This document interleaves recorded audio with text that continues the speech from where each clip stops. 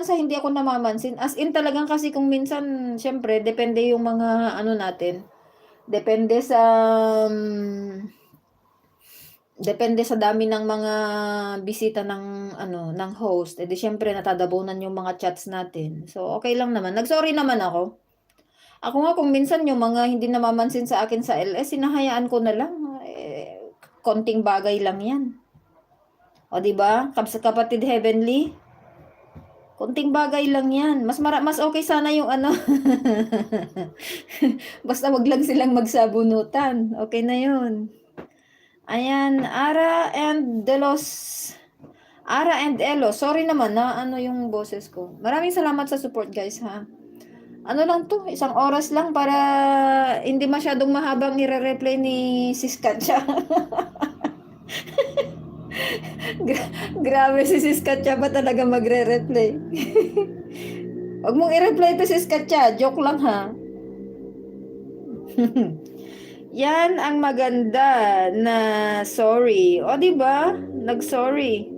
Hindi, kasi kung minsan yung iba, as in talaga sa LS sila nagsasabi na, ano, yung mga, hindi ka namamansin, ganito, ganyan. Marami hindi lang naman sa akin. Marami yung mga ganyan na, hey, nandito ako, kanina pa kita tinatawag, mga ganyan. Sa akin, kung biro, biro lang naman. Or if not biro naman, okay pa rin kasi accept lang natin kasi kung minsan busy tayo na nagsusupport sa mga may LS, ganun. Okay lang naman. So, ano na yan, understood. Bahala na yung mga gustong makaintindi, yung mga ayaw di huwag. O, di ba? Saglit, may tumawag. May tumawag. Ano ulit? Wala, sabi ni Kapatid Heavenly, gumaganda ka daw, sis Kat.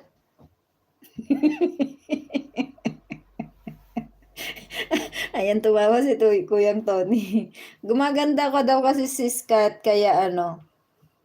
Grabe yung isang LS ko na almost 3 hours. Malaki din yung pumasok, 3 oras, 52 cents.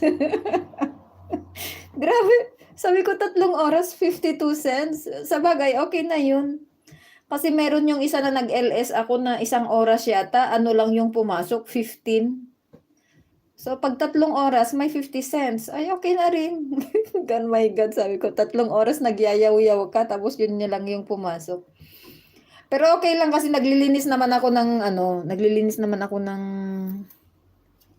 tawag doon, ng asparagus that time. So umabot 2 hours and 57 seconds. So ayun, halos 3 hours. Kasi nalobat yung cellphone ko nung isang gabi. Yun, Kapatid Katya, bekenemen. Yun ba, Kapatid Heavenly? Normal na yan sa akin. Tignan mo. Ads kabilaan, salamat sa mga ads. Kapsat Tony Boy, Kapatid Heavenly, Francis, Lori, Kula sa Mix Vlog.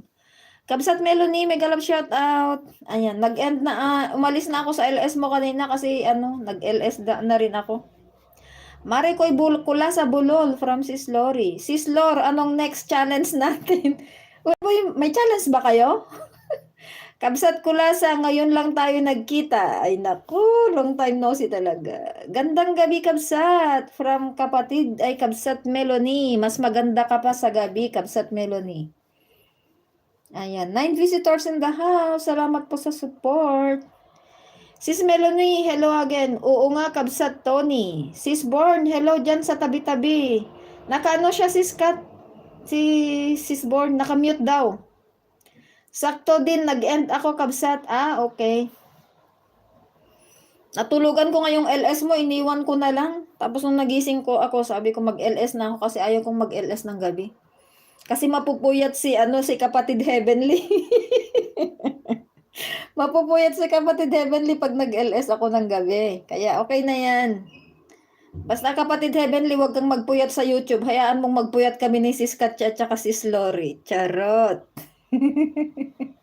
Hindi, kasi sabi ni Kuyang Tony, pag nagpupuyat daw tayo, nababawasan yung beauty natin. Ayan. So, kung ayaw niyong mabawasan yung beauty ninyo, wag kayong magpuyat. Di ba, Kuyang Tony?